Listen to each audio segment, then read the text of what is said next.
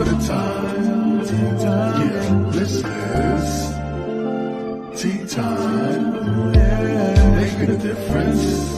One cup at a time. Tea time. So be sure to grab your tea, grab a seat, and tune in to Miss Liz. Tea time. Making a difference. One cup at a time. Tea time. Yeah. Tea time.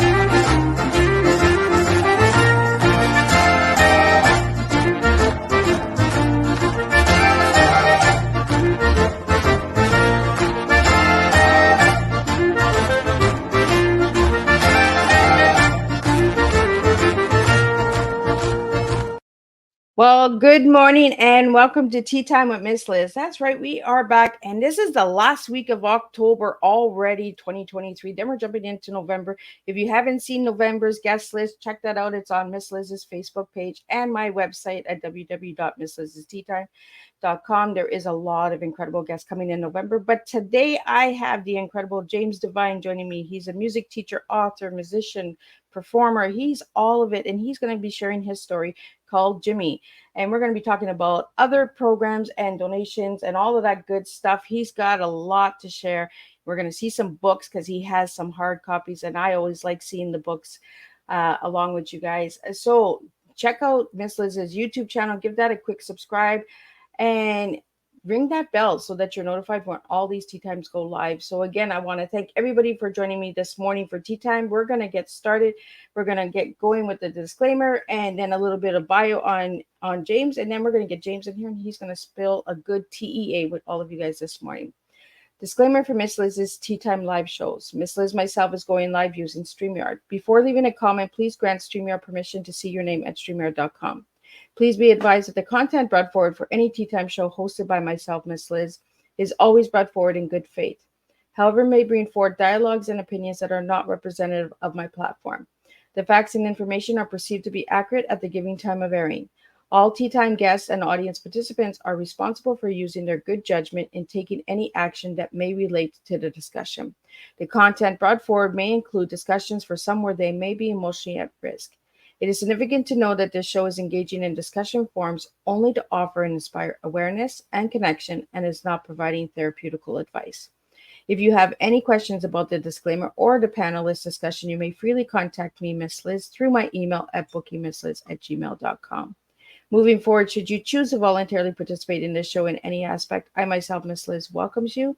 And should you decide that the show is not made for you at this time, I respect those wishes and will see you at a later show at a later date and time. And again, all Tea Time shows are hosted on a Thursday this year, 10 a.m., 3 p.m., and 7 p.m. Eastern Standard Time in 2023. If it's not a Thursday, it's a rescheduled show or a special guest or a returning guest coming in. So now a little bit on James. As I've already said, he's a music teacher, author, musician, performer. He's a crazy Italian. He's a husband. He's a father. He's a granddad. He's a cannoli eater. And he's going there. And he's going to spill a little bit of humor as well, because when I read his bio, I seen humor in him. So we're going to pull that humor out this morning. There once was a little boy named Jimmy whose mom told him he could be anything he wanted: a policeman, a doctor, a lawyer, even the president of the United States. He exceeded all of her expectations and became a music teacher. Miss Liz, your tongue again. He's now a grown man with 4 kids. He's married. He married his high school sweetheart and has 10 grandkids. He loves eating pizza, mountain biking, spending time with family, and long walks in the mountains, holding hands. And sorry, he's reserved that for only one person, and it's not us. His shoe size is 9.5, but please don't send him any shoes, as you've seen in the video when we little intro. He'll tell you more about that in a minute. He's retired from full time teaching, but still teaches band part time at a charter school. The rest of his time is spent speaking, training, writing, podcasting, and performing, and often holding hands and eating pizza and cannolis. Now, for the boring part, boring adult stuff. He's earned a bachelor's degree from St. Joseph College in Maine and received his music education from the Army School of Music, graduating from the basic, immediate, and advanced courses over a span of 10 years, serving in Virginia, Japan, and Colorado. He's retired from the Army Band in 2006, and he's earned a teaching license from Western Colorado University and completed a master's in music education at Southwestern Oklahoma State University. He believes in the value of lifelong learning. He's just not into standardizing testing. And you can check out more on all of James's stuff on Miss Liz's Facebook page, LinkedIn, all those good stuff. And let me get him in here, and I'm going to grab a sip of tea. Welcome and good morning, James. Good morning. Thanks for having me on your show. I get these tongue twisters in the morning. I think it's because I just waking up myself, and my tongue is just like, ooh, we're not fully awake yet. So, James, I want to start off every tea time like I do with all the rest of my guests. Who were you as a little boy, and who are you now? And then we'll get into your story of Jimmy.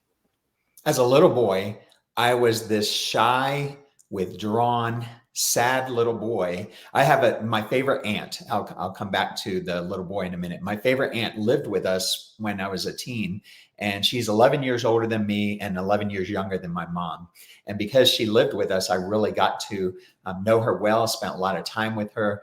But she always talks to me as an adult. And she said, you were so sad, and we were so worried about you when you were just this little kid, because you were just shy and withdrawn and worried about every little thing that happens. And now I would say, as a man, I'm a joyful man, enjoying almost every minute of life and the things that I have been blessed with. But it was a journey to get there. So that's where that shy boy comes in. We're going to get into that a little bit later in the show, but now I get it. And I always try to find out who my guests are as children and who they are now, because sometimes it resonates with who we are as adults, right? If we grew up in a hard life, then we want to be change makers. We want to be storytellers. We want to be that voice that we didn't have when we grew up, right? So I want to get into the story of Jimmy. Let's take you back to, when did you write it? How long did it take? And give us a little bit about the story. So the book you're talking about, the story in the book. So there's actually two. So Jimmy, it was written in 2012, and the journey that came about with that is everyone has their own healing journey and the things that are going to bring them healing. And I talk about being shy, but really that wasn't really my personality. It was more like a withdrawn, which is different than shy. My wife is shy, but it's not because she's holding herself back. For me, it was holding myself back. So it took me about 6 months to write it. It was coming out pretty quickly. I was writing, I think I had set a goal of 500 words a day. And I just started writing and sharing some of these things. And it came about because a lot of people had asked me, if you had a book about your story, I would get the book. But I didn't have a book about it. I had written some short articles and blog posts about it. I had spoken about my story since I was 30 years old, and not everyone's going to speak about their story. But for me, that was an important part of my journey. And so at 30 years old, I started sharing the story.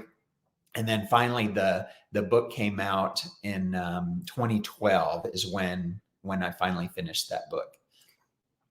Well, that was pretty quick. It just came out. Is that the first time you wrote your full story, like your full life story, Jim? That was the first time I had written my story down. I had shared about it for about 17 years at that point in front of audiences, small and large. And it was about 1998, I think, when I began sharing that story. So it was kind of a long process in it coming out, because it wasn't as soon as I started sharing that story. And in fact, when I go back to that first time I shared the story, it just was too much of the emotion was still there. And you want the emotion to be there, but not quite to the extent that it was maybe that first time. So the information that I found about the book, James, was there was abuse, there was poverty, forgiveness, redemption. So let's go through the stages of that. Let's start with the abuse and then go into the poverty and forgiveness and redemption. And then I want to get into the other books as well, because you have quite a few books and then you have other things. But let's start with what age did the abuse start and what type of abuse was it? So the I think everything in our lives kind of intermingles and comes together to shape us to who we are. So my dad, it started with my father, who was abusive to my mom. Now, he never laid a hand on me. He never laid a hand on my sister. I think my mom actually kind of came between that to prevent it from happening. But that's where the abuse started. And I think that's where some of my withdrawing started taking place, because I was terrified of my dad. I only have one memory of doing something sort of fun with him, and we had gone fishing.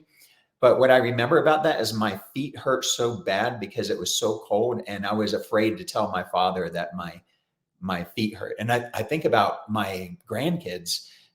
If any one of them were to say, if we were outside even sledding or doing something fun, and they said, my feet hurt, let's get you inside, let's get you taken care of. But I was so afraid of even asking him to do that.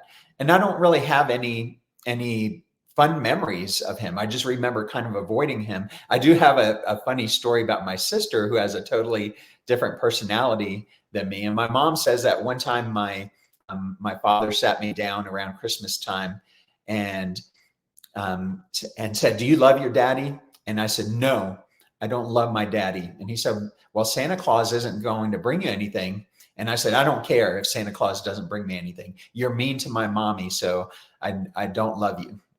And then he sat my sister down and said the same thing. "Do you love daddy?" And she said, "No, you hurt mommy, so I don't love you." And then he said, "Santa Claus isn't going to bring you anything." And she said, "I love you, daddy."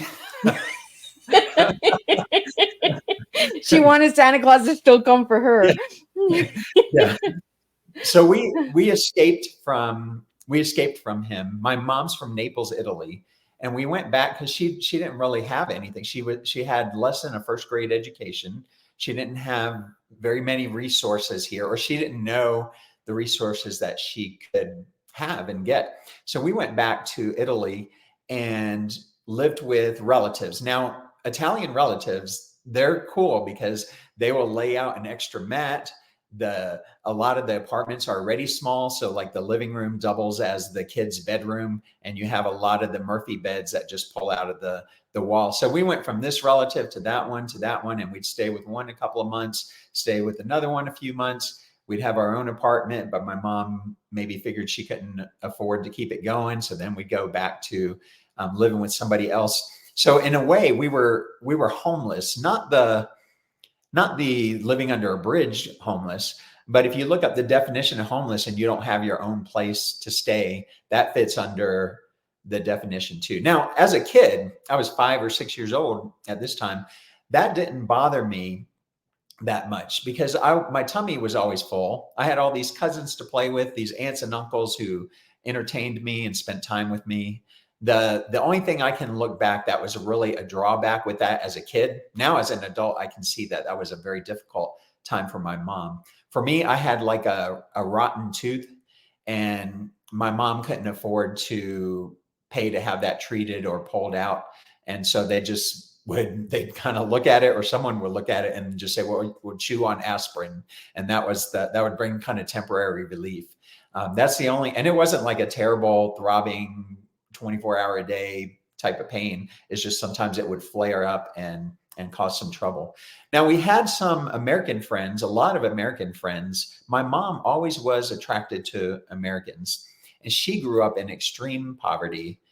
But she always worked for Americans. She did house cleaning, and there's a Navy base that's over there in Naples, Italy. And she just always had this dream of going to America. So we still had American friends, and I think her jobs involved working on the base and then doing some cleaning for people on the side.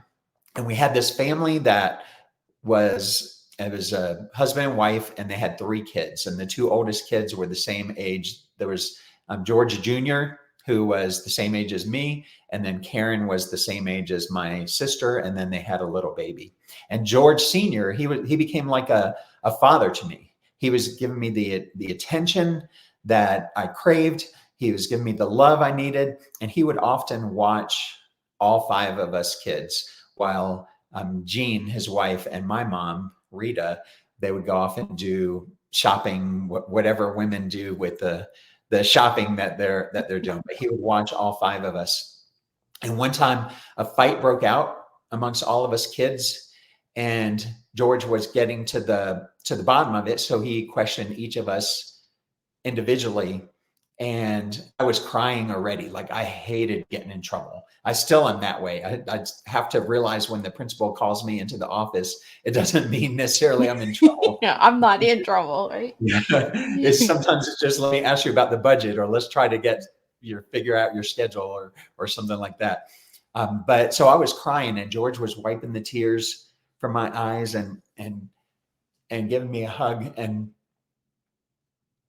But then he raped me in that bathroom floor. I can't describe to you the pain. It's for your heart. It's like your heart being ripped and torn in 2. And kids are resilient. I was 6, I think, when the first time happened. Kids are resilient. And so he would tell me he was sorry. He said, "This will never happen again." And I believed him every time. We ended up moving to Norfolk, Virginia, because my mom knew a lot of people there. George and his family also moved to Norfolk, Virginia about the same time we did. And so the abuse continued from age 6 to about age 9. And then George moved away and the abuse stopped. And you would think when that has happened, when the abuse has stopped like that, that now the healing's going to begin. You're moving forward. Just like if you cut yourself with a knife, when you remove the knife, then the wound heals. You might have a scar, but it ends up healing. Emotional wounds and spiritual wounds are not always like that. As I became a teenager and went through puberty, I understood more of what George had done and how he had violated me. And I began to hate him with a passion enough to want to kill him. And this didn't coincide with my faith. My faith told me forgive, but my brain and my emotions were telling me kill. And in fact, I understand it now. Occasionally, even in our town, we live in the beautiful Colorado Springs, Colorado.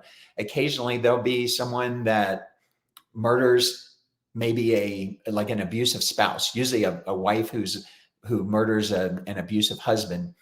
And people are like, why didn't she just go to the police? Why didn't she do this? Why not this? Why not this? Well, you don't always understand if you haven't come from that situation. I hear those stories and my heart goes out to the woman. I mean, I'm not saying that she did the right thing. I'm just saying I understand that level of emotion of wanting to do that or thinking that's the only way out of the situation. It's the only way for survival, right?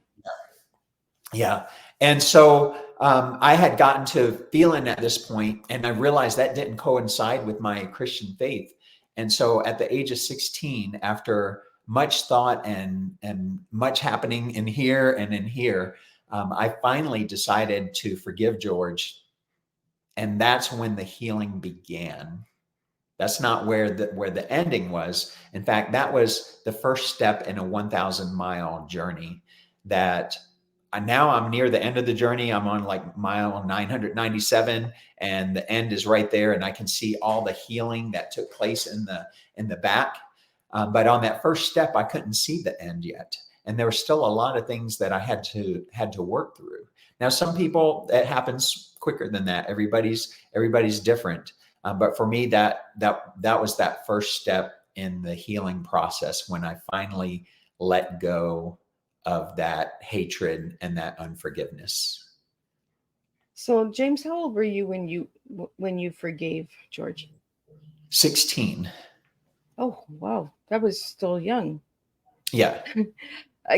Your story resonates with me because I am a survivor of domestic violence, and I got to that point where I wanted to kill. You get to the point where you're like, it's either me or him. It's either me or her. It gets to a point where that's all you want to do is just, how is this going to end? How is this pain going to end? Somebody has to go. Somebody has to be taken out. And it's not because you want to kill. It's because it's your form of survival, your Right. form of saying, this is the only way it's going to end. The pain is, and I'm so glad that you forgave. Now, when you forgave James, did you forgive for yourself or did you forgive him in person?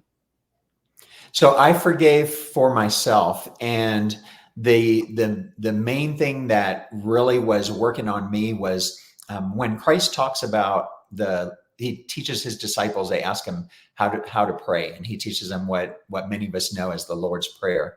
And then right after that, it says, "If you forgive men when they sin against you, your heavenly Father will also forgive you. But if you do not forgive men their sins, your Father will not forgive your sins." And that really is what spoke to me, because I know that I do things wrong and I need that forgiveness as well. I have often thought about this is where a lot of people misunderstand forgiveness, because forgiving someone doesn't mean you have to forget, and it doesn't mean you don't prosecute. It doesn't mean you don't put boundaries in place. So George left, and I had no idea where we went to or anything. But about 2007, when Facebook really started getting big, it might have been a little bit after that, my sister reconnected with George's daughter, Oh, and then his daughter connected with me, and that was fine because we never had any problems with the kids.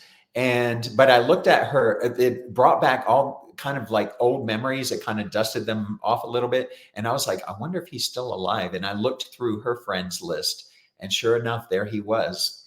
And I was like, oh my gosh, what do I do? What if he sends me a friend request? What if he shows up at my door and says, I want you to, I'm asking for your forgiveness. I've changed, or I've served my time in prison, or whatever the case might be.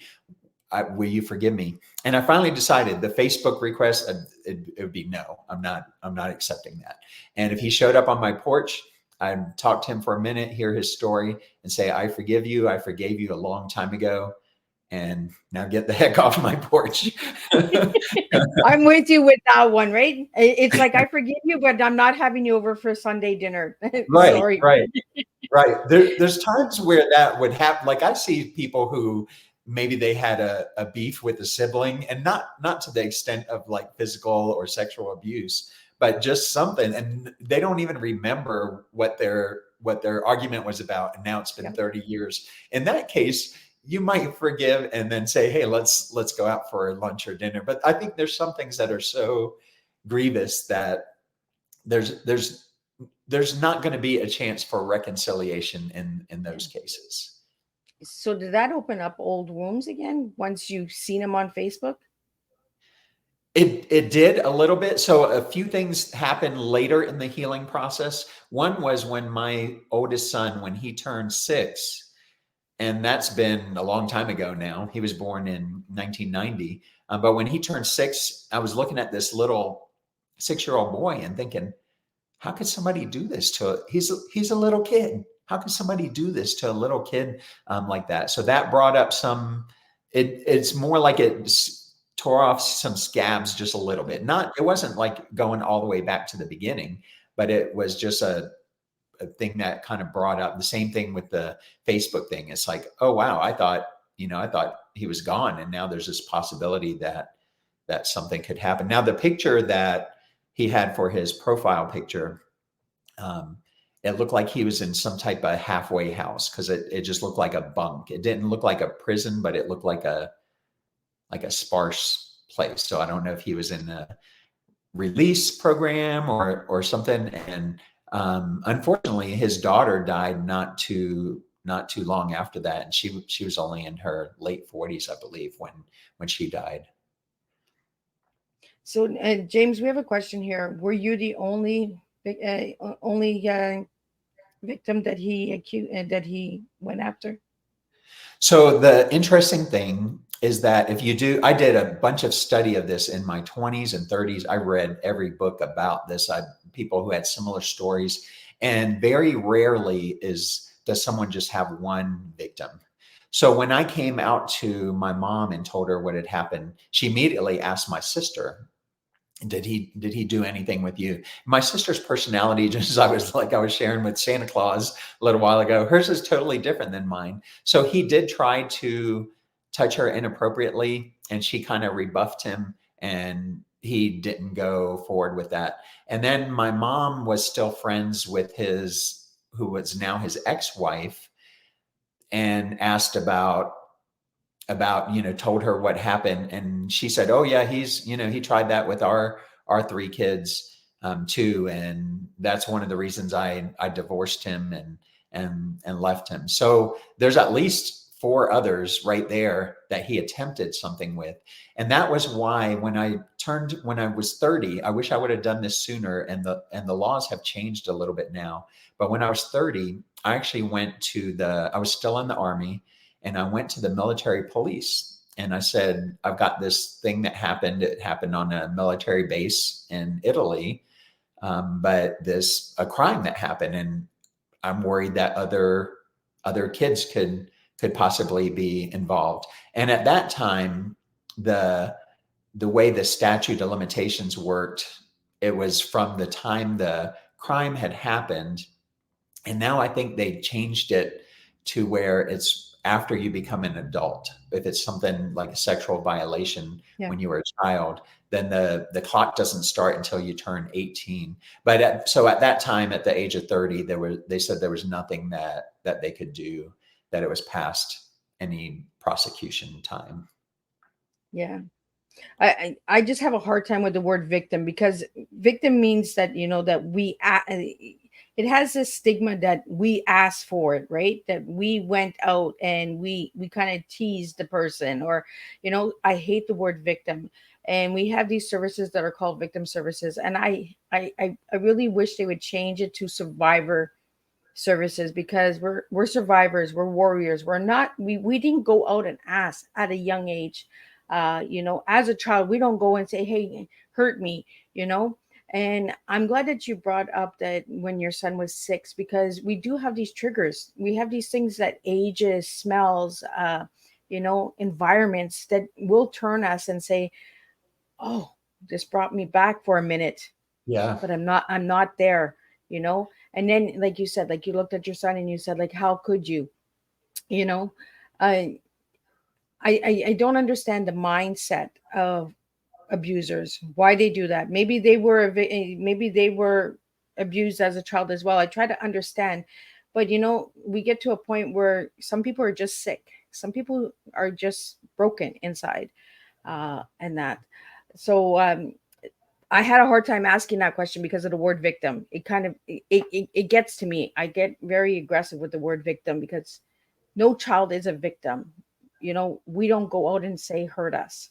So I'm really glad that you're sharing your story this morning, James, with us. I'm being triggered a little, but that's okay. I'm good with it because I know my triggers. So, but we need those stories out there. And for anybody that has gone through any form of abuse, this is a trigger warning, tea time. So be sure to, if it's too much for you, I'm not going to be offended if you have to leave. And we're sharing these stories because we need voices. We need to have that difference out there. So James, I want to get into the redemption part. For people that don't know what redemption is, could you share a little bit about what that is? So for me, redemption involves my faith in God and my faith in Jesus Christ. And there's a renewal that happens when we realize, and that this is where that verse I was mentioning earlier about forgiveness, forgiving people when they sin against you, if you want that forgiveness, that is when the healing starts. So probably a good way for me to describe it is we talked about the knife wound. If I had the knife and I stuck it on my arm and then I just left the knife there and tried to bandage around it, but the knife is still stuck there in my arm, the healing's not going to take place. It's going to continually cut and get infected and cause all kinds of problems. And so the forgiveness is the process of taking that knife off of there and getting rid of the knife. And just like, I mean, the healing process for most of us takes place a lot faster than a physical healing than maybe an emotional healing would take. So, but you can see the process. You might have to get stitches. You might have to have bandages and put ointments and creams on it and take a lot of care of it. Maybe leave it out of water when it first happens. But then as it heals, then you can do more things. And then finally, there's just this little tiny scar, hopefully, that you still remember what happened, but it's not affecting you anymore. The pain is gone, the blood is gone, the infection is gone.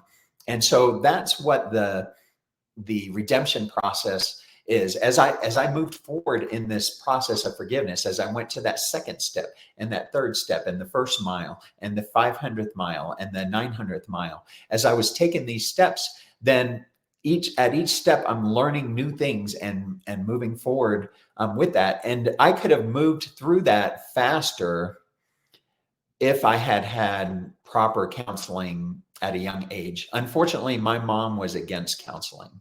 And so I didn't get that until my late 30s, early 40s. And by then I was already on mile 900, 920, but it helped me to get to that next level. It still helped me, but I think I could have gotten that far faster with some good counseling and support early on.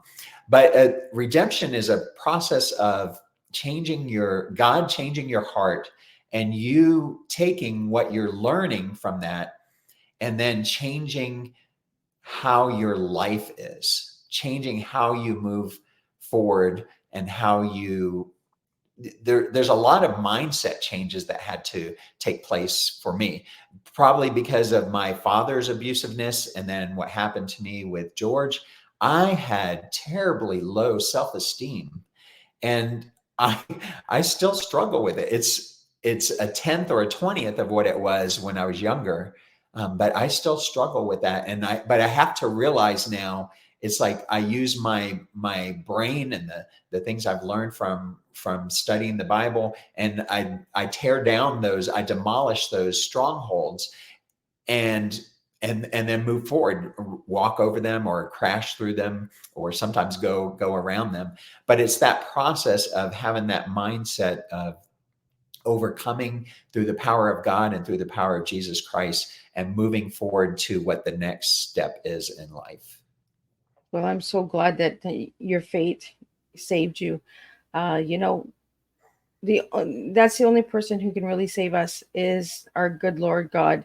You know, we have to turn to Him and ask Him why. And sometimes He'll just look at us and say, "That's your story. It had to happen." You know, because if it hadn't have happened to you, James, you would not have the story to share today. You would not have that voice to share and save somebody else. And this is why sometimes we go through our struggles, we go through poverty, we go through the hard times. And back in the day, a lot of our parents were told what happens behind closed doors stays behind closed doors. We don't bring any shame to the family. We don't bring any of that, you know. Um, I grew up with all of that being told to me, and I'm sure that's where your mom was coming from too. Is that, you know, like it happens, we just keep it hush and we move on, right? We just move on. Um, Being a woman of survivor of domestic violence, I can understand where your mom's coming from, right? Because it was keep the peace. You know, she didn't want any more of that. that struggle coming her way. Right. Uh, over the years, James, have you gotten back in contact with your father? So my father passed away when I was about 8 years old. When we 8 or 9, somewhere around there. I think it was when we first came back to the United States, and he was young. Now he was older than my mom by quite a bit, but he was young when he passed away. I want to say like 48, 49 years old. But I do have. He had a whole set of family before he married my mom. He had 4 kids, and one of them was almost grown when he married my mom. And so I was back in touch starting about 5 years ago, I think it was. Only 2 of those kids were still living. And so I got to reconnect with them. And now since then, one of them has passed. But the one who's still alive, he and I get together once in a while. We live in different parts of the country, but we try to get together once in a while. And we still have a little bit of that connection. But for many years, for over 45 years, we had pretty much no connection at all with that side of the family. So we have a question here about your story. This is coming from another man. How has your story changed your life? It has made me really become a devoted father, a devoted husband, and my grandkids, they're like the light of my life. I can't imagine not having them in my life. It's also made me really have a compassion for kids, and especially kids that are going through things where they're abused. And maybe that's what led me to becoming a teacher. And I've been this is my 26th year, even though I'm only half time now. The 25 years I did was full time. I think that's what kind of led me into that career field, is making a difference, knowing the teachers that made a difference in my life, who cared about me, and some of them knew about my story, and the compassion and care and encouragement and the high standards they held me to, all helped me to be the man that I am today. Wow. So I want to get into your tea, and then I want to get into teachers, teaching and all of that, because you're a music teacher, and I don't get very many music teachers. I get history teachers, math teachers, English teachers. I don't get music teachers, but I want to get into your tea. So if I give you the word TEA, what words would you give me this morning, James? So here's the words that come to me. For the T, the word testimony comes to mind. There's someone who coined this expression, and they said your test leads to your testimony, and the testimony is your story about what has happened to you. And so we all have a story. Probably the most recent thing I can think of that came up in our society was all the things that happened around George Floyd. And I had some Black friends. I really wanted to hear what their stories were. Some of them I had never heard their story. I have some Black friends who never experienced discrimination, or at least not in like the last 30 years. And they talk about things maybe when they were a kid. I'm talking about older people, like in their 70s. And then I had other friends who said, where I live, we experience it all the time. So that each of them has a different story and their testimony and the tests that they've gone through. The E for me stands for every moment. So every moment we have is precious. We don't know how long we have on this earth. We don't know when an accident or an illness could take us away. I belong to an Italian club, and our president, who I think he's only in his 40s, he just recently passed away, and it's like it's way too soon. And none of us would have thought that. He wasn't in any bad health or had any disease or anything.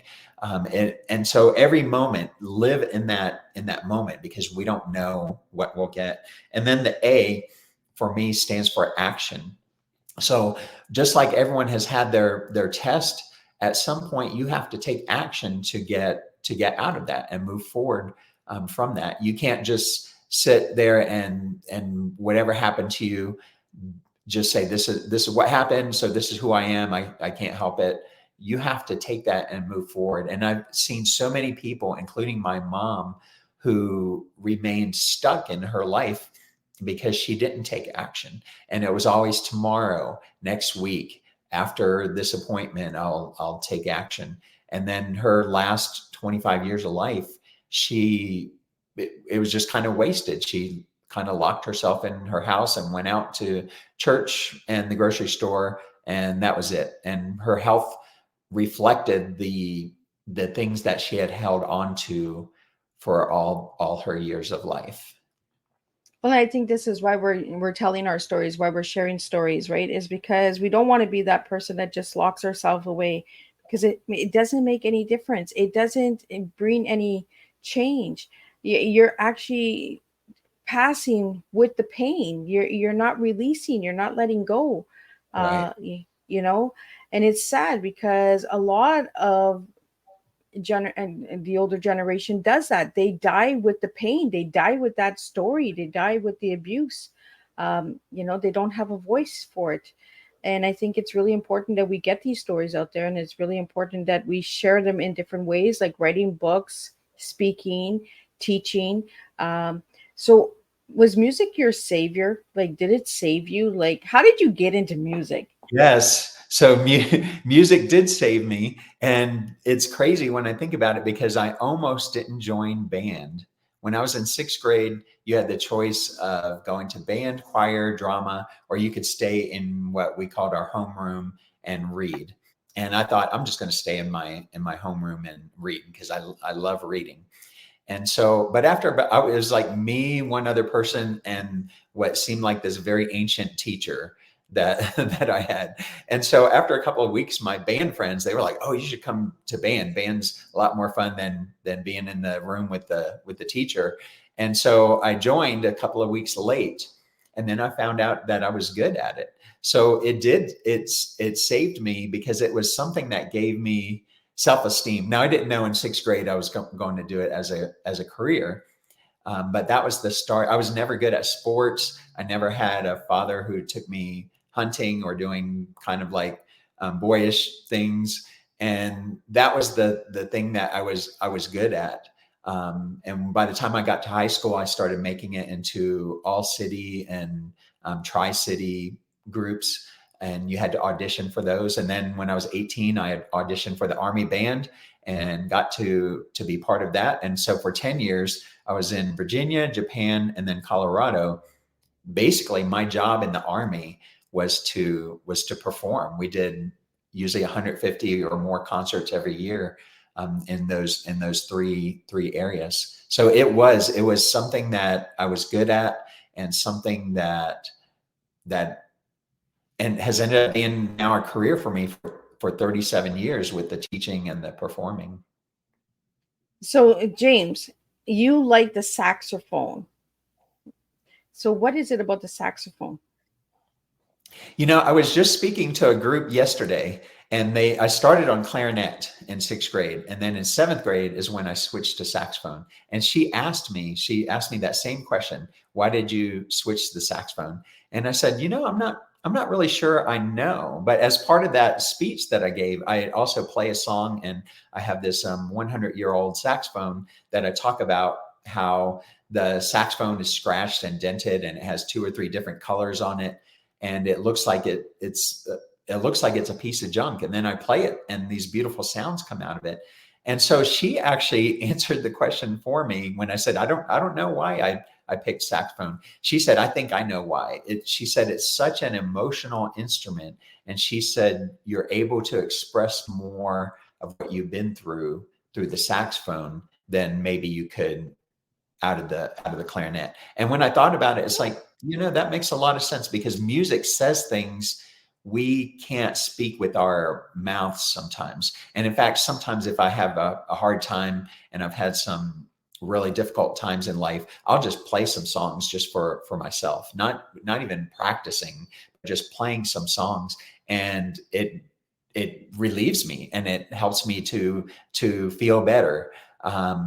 So that's probably the emotional sonority of the saxophone. That was probably a big figure in that. So we have a question here. Does anyone in the family play the saxophone besides you? One of my sons played saxophone in high school. He doesn't play anymore. All 4 of my kids are grown now. And the other two of the other kids played something different. But I do have some music in my background.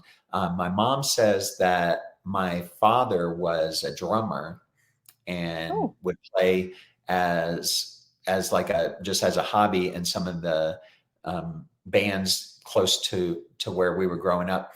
And then there's quite a bit of music in my family. One of my cousins, of my favorite aunt, the one I was talking about earlier, he's a musician and majored in music in college. He's much younger than me. He's about 25 years younger than me.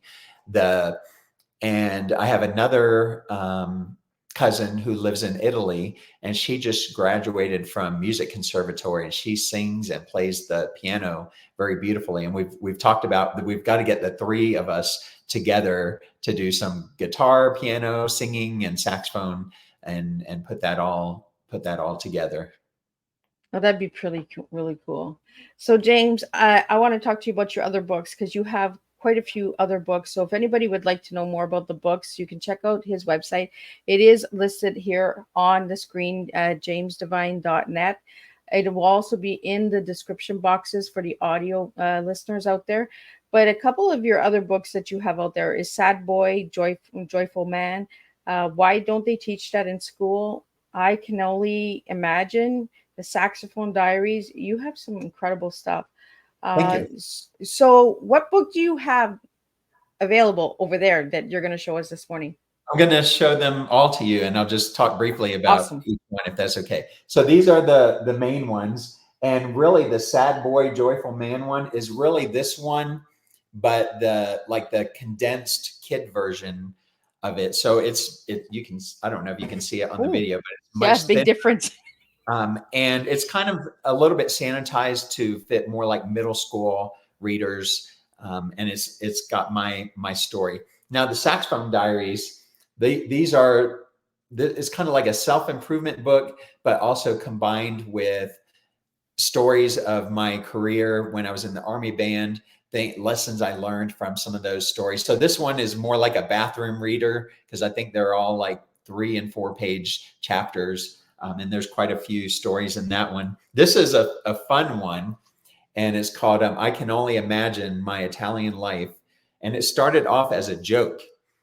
There was a movie that came out a few years back called I Can Only Imagine. And that my brain works in funny ways. So as a joke, I put a Facebook post and I said, I'm going to write a book called I Can Only Imagine about my Italian life. And a bunch of my friends were like, oh, where can I buy it? And so I started thinking, do I have enough stories to put that together? And I started sketching out some stories, and it's like, yeah, I have a very funny Italian mom I grew up with a bunch of funny stories that but some of them my wife and I continue to tell. And we were talking about how our grandkids, they're not going to have experienced it, and they're just going to say, grandma and grandpa are weird. They sometimes talk in this funny accent and call things weird names, but it's just kind of like my wife's and I inside joke about things. So, for anybody out there that doesn't know what a cannoli is, what is a cannoli, James? A cannoli it's kind of a pastry shell, probably about this big. Think of it almost like a waffle, but baked to a crispiness. And then you fill it with a ricotta mixture with some, it may have sugar or honey in it. You might have some almonds or even chocolate chips in it.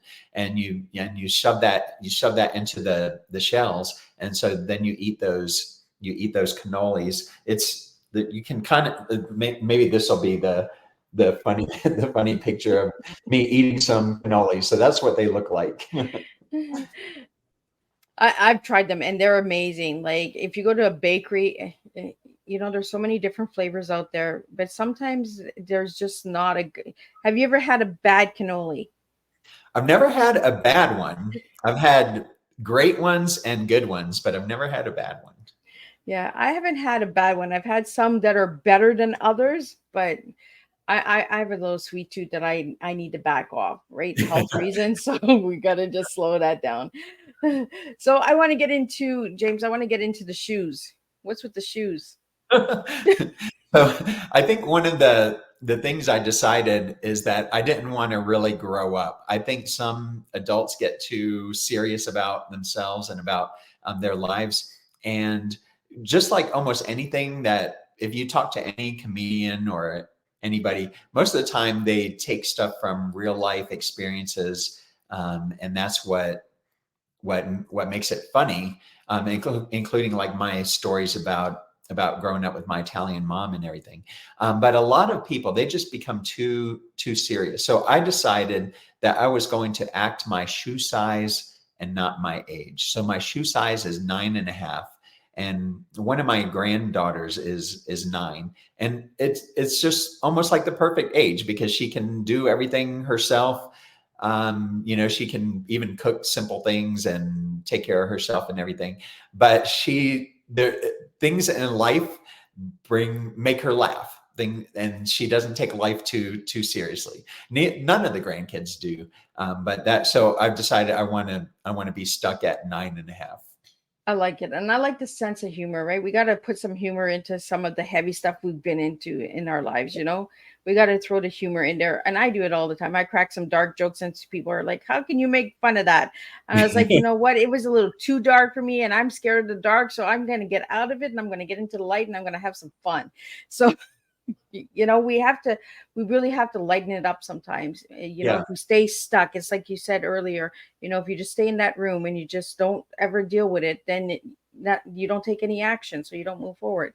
And you've taken the action. So you also have a podcast and you have a donation thing on your website for if anybody would like to make donations for the music, or if they like the podcast or they like the episode. Can you tell us a little bit about that? So the podcasts are very specific. So if we have some music teachers who are listening, there's one called the Music Ed Podcast, and that one has been out for 11 years. And I wanted to put that together because I was starting to feel like I wanted to help younger band directors when I finished my master's and felt like I was starting to finally understand what I was doing. So I created that podcast. I think I've had about 175,000 downloads over that 11 years. And another one is a very brand new podcast because I love coaching young teachers, and it's called The 2-Minute Teacher. Now, I don't ever have guests on that one because the goal, and I tell people they can get their money back if I ever go over 2 minutes, but every episode is 2 minutes or less. And it's just a quick tip that a teacher can incorporate in their daily teaching practice. Now, the fun thing I have that you didn't mention is my YouTube channel, and I post 1 or 2 short teachings there a week, and some of them are really funny, and some of them are just that it's aimed more to like teens and young adults, but it's just kind of fun things to help them in their lives. So what's your channel for YouTube? I think it's James Divine. James Divine. So anybody that's listening or watching the replay later, check out James Divine. And I'm going to check out that 2-minute teacher thing because I did not see that. So I'm going to check that out. But you also have speech coaching available for anybody out there. So could you tell a little bit about that before we wrap up? Sure. So I've been doing public speaking since about 1998. And it was a part-time basis for most of the time that I was teaching. And now that I retired from full-time teaching, I have the half-time job. I'm focusing on that a little bit more. So a lot of people are terrified of public speaking. And so it's just a way for them to get some coaching if they're preparing either for specific speech or just want to get better at speaking, or maybe they've never given a speech and maybe they're the head of a department, and all of a sudden they've been told, hey, at our yearly banquet, you're going to deliver a 10-minute speech. And so it's just a way to help them out. Oh, I did just notice, I looked at my notes here. You have 2 books, I believe, or are they programs? 40 Cheap Dates and Why You Should Know Them, and 40 Ways to Make Money as a Musician. So is that a book or is that a program? Those are both ebooks. So I don't have anything to show for those. Those are both ebooks that can be either, if you go to my website, there's a books and courses link. and or you can find them on Amazon as well. And then there's this one that I forgot to talk about. This is kind of a program, and it's for teens. It's called Why Don't They Teach That in School? And it's got 25 lessons of like car maintenance, how to cook simple foods, how to sew on a button, how to write a thank you note, how to apologize. And it's got a short video that talks about it. So the kids could study it on their own, but then there's also kind of an assignment for them to do. So for example, the how to write a thank you note, then they're supposed to actually write a thank you note to somebody. Oh, I kind of like that. Can I see that workbook again? Sure. Why don't they teach that in school? And it's available digitally. This is the print version I have, but on the website, it's a digital download, and it has all the links to the videos and the workbook that comes in PDF format. And the book that we talked about this morning, could you show that again?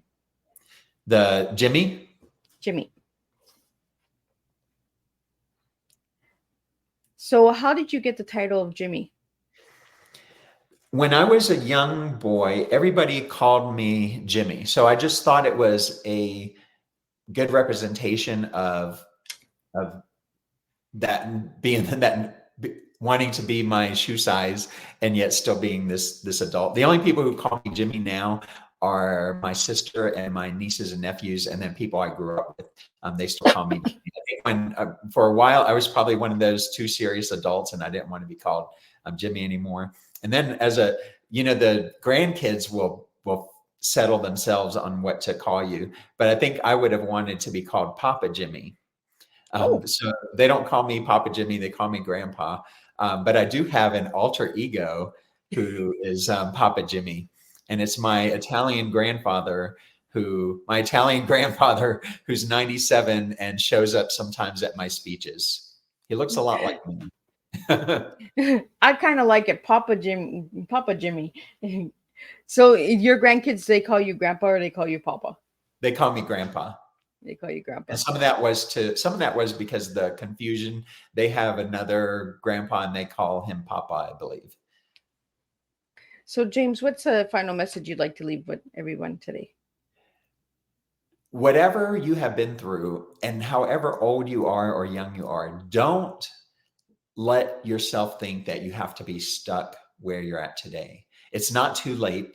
I had a distant relative one time who spent some time in prison. He made some stupid mistakes, and he was 45, and he went back to live with his mom. And he's like, James, my life is over. I'm 45 and I just got out of prison and my life is over. And it's like, no, you're not. You're 45. You still have 40 years left. Maybe you don't know what you have left. And so whatever has happened to you, with whatever power you can, move forward from where you're at today into your best life. Your now doesn't determine your future.